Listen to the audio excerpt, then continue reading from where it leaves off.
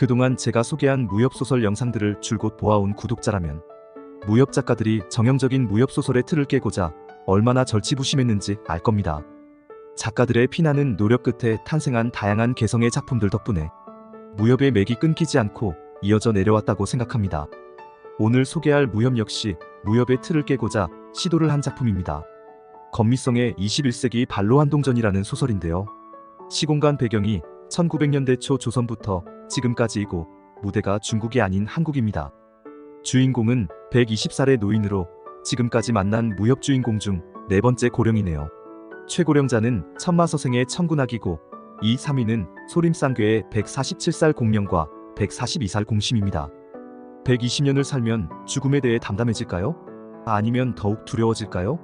무리민으로서 반로한동까지 하고 돈도 많다면 삶에 대한 의욕이 더 커질까요? 21세기 반로한동전의 주인공 허풍계를 통해 이러한 질문들에 대한 작가의 답을 알아보도록 하죠. 21세기 반로한동전은 조선 왕조 말기와 해방 후 지금까지의 한국을 무대로 합니다. 반로한동이라는 제목은 노인이 다시 어린이의 모습으로 돌아간다는 의미의 고사성어입니다. 21세기라는 수식어 덕분에 첨단 과학의 힘을 사용한 게 아닌가 싶지만 심오한 내공과 영약의 도움으로 이룬 결과입니다. 주인공 허풍계는 조선 말기에 태어나 일제 치하를 거쳐 격동기의 한국사를 모두 경험한 120세의 무림고수입니다. 근현대를 배경으로 삼았다는 점은 기대감과 우려감을 동시에 갖게 합니다. 무리민도 막기 어려운 암기인 총과 첨단 무기가 있는 곳에서 무리민이 제 실력을 발휘할 수 있을지, 법과 윤리가 존재하는 현대사회에서 무리민들이 어떤 대접을 받는지 의구심이 생기거든요. 주인공이 목숨 걸고 달성하고자 하는 등선이 어떻게 실현되는지도 궁금합니다. 등선까지 오르는 과정이 충분한 개연성을 갖느냐가 핵심입니다. 작가가 극 중에 다양한 도가 지식을 나열하기는 하는데 과연 그런 것들이 이야기의 흐름과 잘 연계가 되었는지도 이 소설의 완성도를 결정하는 요인이 될 겁니다. 120년을 살아온 무리민 허풍계는 방송국 습격 사건으로 복역 중입니다. 탄지 신공의 달인으로 무적비비탄이라는 벼로를 가지고 있습니다. 한국에서 10손가락 안에 드는 고수이지만 허풍계는 자신의 실력이 불만입니다. 허풍계의 인생 목표는 등선, 즉 신선이 되어 세상을 떠나는 것입니다. 등선을 추구하는 이유는 고수로서의 수건이기도 하지만 그의 부모와 아내, 동생이 모두 허무하게 죽었기 때문입니다. 아무리 고수라도 수명은 130살이 최대이기에 10년 안에 등선의 경지에 도달하기 위해 허풍계는 극한의 수련에 매진합니다. 반로한동에 성공하고 출소한 후 자신의 침술 영업소로 돌아온 허풍계는 달라진 모습 때문에 양아들이나 다름없는 이풍에게 허풍계의 2대 제자라고 신분을 속입니다. 신분을 속이는 다른 이유는 그보다 훨씬 어리면서도 고수가 된 다른 강호인들과의 비교에서 오는 자괴감 때문입니다. 허풍계는 계속되는 청탁과 사건 사고로 원하는 삶과 동떨어진 인생을 살게 됩니다. 허풍계는 마교의 천마라나와 대결 후 그녀가 준 수백억 가치의 영약을 먹고 내공과 무공수위가 높아지는 기연을 겪게 됩니다. 등선에 관한 허풍계의 생각이 바뀌는 결정적인 사건이 일어납니다. 그의 제자인 원려 하하린과의 재회 때문입니다. 원려와 허풍계는 내심 서로 사랑했지만 스승과 제자라는 현실적인 이유로 인해 헤어졌습니다. 원려는 마지막 만남이 될 재회에서 자신을 각인시키고자 허풍계에게 모든 내공을 물려주고 등선합니다. 원려가 떠나고 나서야 허풍계는 삶과 죽음에 대한 생각을 바꿉니다. 죽만 먹던 수련도 포기하고 일반인과 똑같이 먹고 술도 마십니다. 힘들여 모은 내공도 이풍과 이풍의 딸에게 절반씩 주고 한 줌의 내공만 간직한 채 박 회장과의 최종 대결을 하러 떠납니다. 박 회장과 모든 내공을 잃은 허풍계의 대결은 어떻게 될까요? 등선을 포기한 허풍계의 최후는 어떤 모습일까요? 이 부분은 구독자 여러분들의 재미를 위해 남겨놓도록 하겠습니다.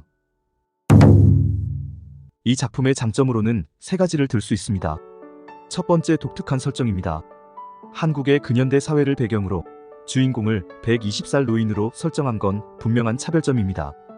허풍계가 조선 말기에 태어나 다른 사람들의 3대에 해당하는 기간을 살았다는 이야기는 확실한 차별성을 부여합니다. 두 번째로는 주제의식입니다. 등선을 위한 노력과 주변 인물들의 죽음을 통해 삶과 죽음에 대한 고찰 기회를 제공합니다. 120살에서 20대로의 반로한동은 현대의 안티에이징 추구 사상과 연결됩니다. 만력제와 원려의 죽음과 허풍계 가족들의 죽음을 대비시킴으로써 바람직한 죽음의 형태는 어떤 것인지 생각해보게 됩니다. 세 번째로 가벼운 스토리텔링입니다. 무협의 어떤 면을 좋아하느냐에 따라 가벼운 스토리텔링에 대해 호불호가 갈릴 수 있습니다. 제 채널의 구독자 성향을 감안한다면 이 소설은 신무협을 좋아했던 중장년층에게는 소구하기 어렵다고 분석할 수 있습니다. 2010년 이후 발간된 판타지 무협들의 가벼운 이야기 구성과 먼치킨 주인공, 킬링타임용 무협을 좋아하는 젊은 세대라면 제격일 수 있습니다. 따라서 이 소설을 추천하고픈 독자들은 조폭, 양아치를 주인공으로 한 경박해도 가볍게 읽을 수 있고 전통 무협의 틀에서 살짝 벗어나 있으며 개연성은 그다지 중요하지 않은 킬링타임용 콘텐츠를 좋아하는 이들이라고 할 수 있겠습니다. 이 작품의 단점으로는 구체적인 세부사항 여러 가지를 들 수 있습니다.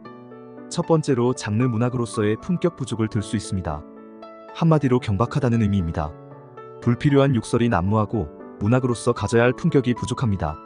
지금까지 소개한 좌백, 이재일, 진산, 용대훈과 앞으로 소개할 장경, 임준욱 등의 작품을 읽었다면 무슨 뜻인지 이해할 겁니다. 두 번째로 앞뒤가 맞지 않는 주인공의 행동입니다. 등선을 목표로 한다면서 허풍계는 정작 온갖 쓸데없는 세상사에 다 참여합니다. 도와줘야 하는 사람이 가족이거나 친한 친구도 아니에요. 말과 행동 앞뒤가 전혀 안 맞습니다. 등선이 목표라면 지리산 깊은 곳으로 가서 수도해야죠. 말로는 다이어트를 해야 한다면서 끊임없이 살찌는 음식을 먹는 사람을 보는 느낌입니다. 세 번째로 구성의 허술함입니다. 근현대가 배경이지만 한꺼풀 더 들춰보면 결국 조폭 이야기에 무협이라는 껍데기를 더 씌운 것에 불과합니다. 무림명문, 마교도 다 조폭 양아치나 다름없습니다. 설정과 이야기가 따로 노는 느낌이에요. 네 번째, 무공수련의 의미가 사라졌습니다. 고수가 되는 길은 재능과 수련 방법이 아니라 얼마나 좋은 영약을 먹느냐에 달려 있습니다. 박 회장이 한국 3대 고수가 된 비결도, 허풍계가 박 회장과의 대결에서 이기는 이유도 비싼 영약과 원료가 준 내공 덕분입니다. 돈만 있으면 고수되기 정말 쉽다는 점에서 본래 무협과는 변질된 느낌입니다. 허풍계의 우유부단한 성격도 지적하지 않을 수 없습니다. 나이값을 못합니다. 자존감도 없고 우유부단하고 일관성도 없습니다. 허풍계 때문에 주인공을 통한 대리만족이 확 줄어요. 어떤 독자는 답답해서 읽다가 포기한 경우도 있더군요. 내면의 고뇌, 심리묘사와 우유부단은 구별해야죠. 이런 이유로 이 무협은 좌백, 풍종호, 이재일 등의 비장미와 탁월한 문장력이 돋보이는 신무협 작가들 작품을 선호하는 독자들에게는 추천하고 싶지 않습니다. 독자들은 이 소설을 읽으면서 생각의 외연을 삶과 죽음, 노화와 젊음으로 확대할 수 있습니다. 이 두 가지는 사실 문학과 영화, 연극 등의 단골 주제이기도 합니다.